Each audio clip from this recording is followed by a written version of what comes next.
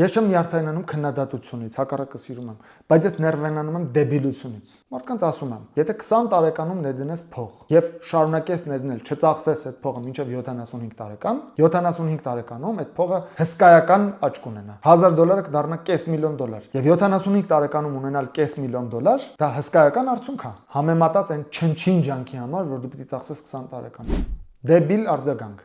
Բավար 75 տարեկան չդառնամ։ Ես ինչ է։ Ես ինչ դեբիլություն է։ Ինչ է նշանակում բավոր 75 տարեկան չդառնաս։ Բավոր դառնաս։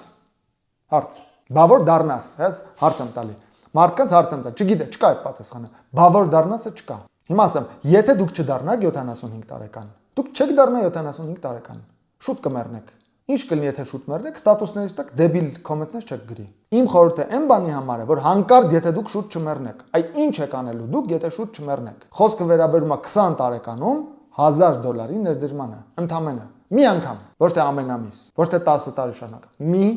անգամ։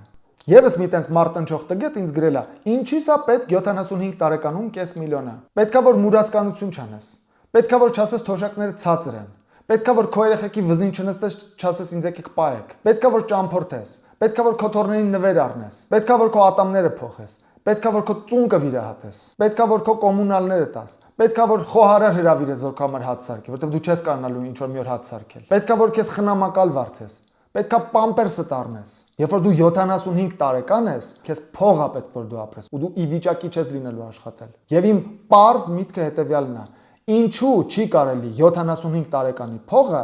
հեշտությամբ կազմակերպել 20 տարեկանից սկսած։ Թվում է թե սրանից ավելի պարզ բան չկա։ Ես օրինակ սպասում եմ որ նորմալ մարդը ինչ պիտի ասի, վայ, հելնայ է, էսի լավ բան է։ Գնանք անենք։ Ինչ է անում մարտնչող տգետը, գրում է դեբիլ կոմենտ։ Բավոր չդառնամ 75 տարեկան։ Դու կդառնաս 75 տարեկան։ Հավանականությունը, որ դուք բոլորդ դառնալու եք 75 տարեկան, մարդկության պատմության մեջ ամենամեծն է այսօր։ Մի հատ պատճառով գոյություն ունի բժշկություն։ Չխոսած են մյուս դեբիլների մասին, որ ասում են հիմա օդը վատ է։ Դրա համար մարդիկ քիչ են ապրելու։ 5 միլիոն տարի օդը լավ էր, բայց մարդիկ ապրում են 30 տարի։ Հիմա օդը վատ է, բայց մարդիկ ապրում են 100 տարի, որտեղ գոյություն ունի անտիբիոտիկ, որտեղ գոյություն ունի պատվաստուն, որտեղ գոյություն ունի բժշկություն ժամանակակից։ Գիտությունը այստեղ մեծ դեր է խաղում։ Խոսք բացվեց այն մյուս դեբիլների մասին, որ ասում են պատվաստումը սենց են, լավ, դրանց մասին ընդհանրապես չխոսենք։ Ուրեմն գիտությունը, սիրելի բարեկամներ, դեր է խաղում։